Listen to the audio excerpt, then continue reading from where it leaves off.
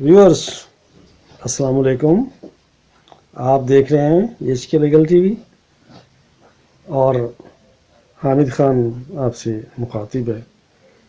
आज हम जो नई क्रिमिनल अमेंडमेंट ऑर्डिनेंस 2020 नाफिज हुआ है उसके बारे में बात करेंगे, जिसके तहत पीपीसी की सेक्शन 375 में कुछ अमेंडमेंट की गई है, कुछ डेफिनेशंस को अपग्रेड किया गया है। इससे खैर हमें सरोकार नहीं कि उसकी अपग्रेडेशन से कोई नुकसान नहीं होने वाला।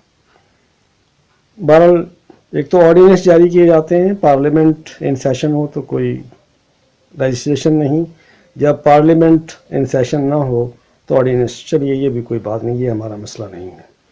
तो इसमें 375 में जो अमेंडमेंट्स की गई हैं उसमें जो चुभने वाली अमेंडमेंट है वो यही है कि जुर्म को संगीन तो कहा गया, ठीक है, अगेंस्ट विल है तो रेप की डेफिनेशन में फॉल करेगा, अगेंस्ट कॉन्सेंट है तो फिर रेप में फॉल करेगा, वरना नहीं।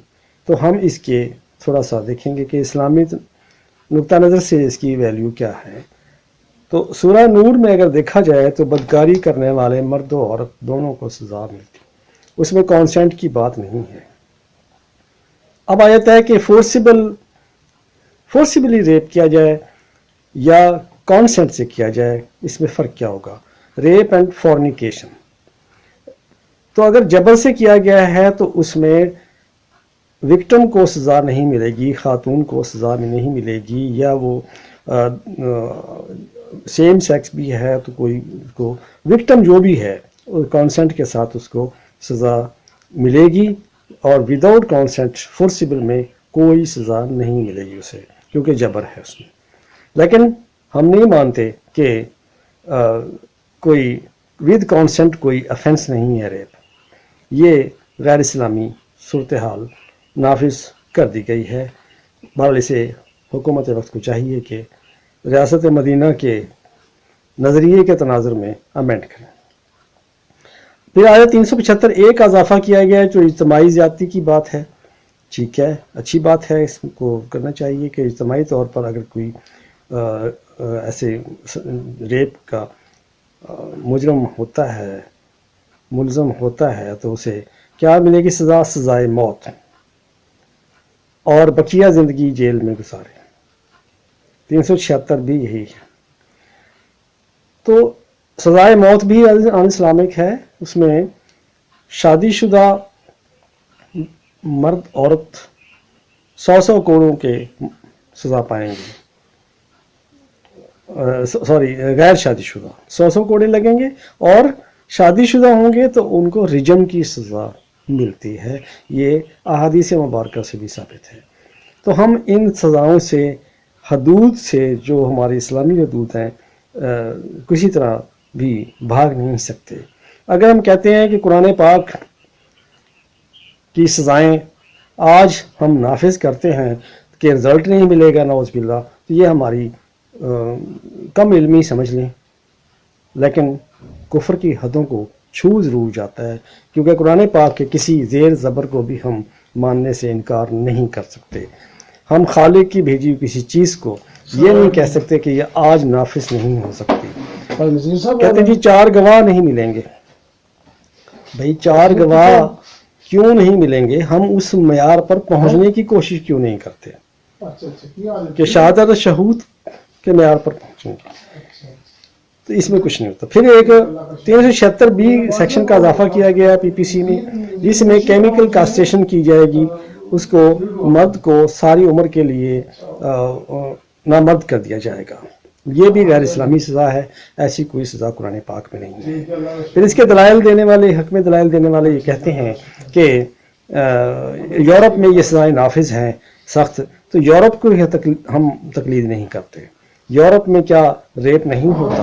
अगर कॉन्सेंट से होता है तो क्या रेप नहीं होता? हमारे सूरह नूर की आयत नंबर 2 में ये कहीं नहीं लिखा कि उसमें कॉन्सेंट की बात है।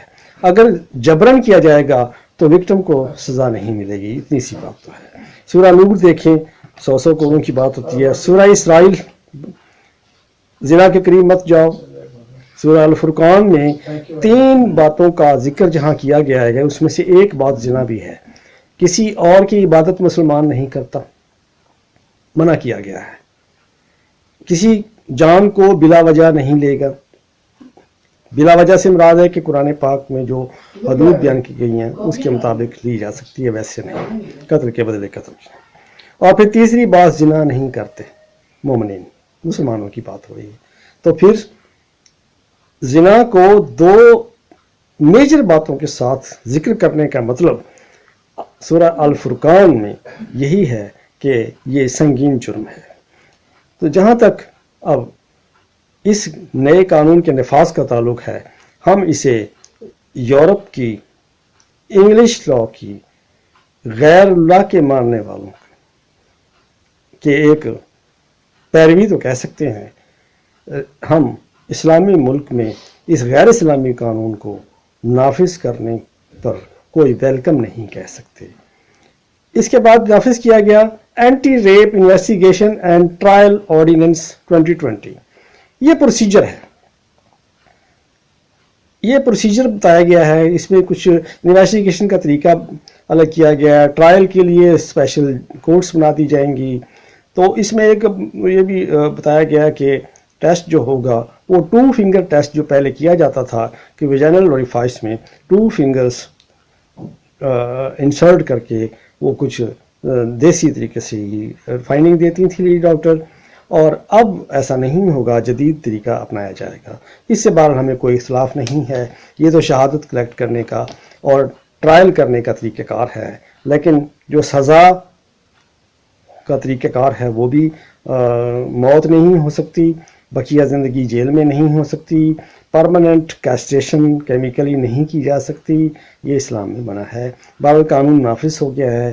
ہم قانون کا احترام کرنے والے ہیں، قانون کے خلاف تو نہیں جانے والے.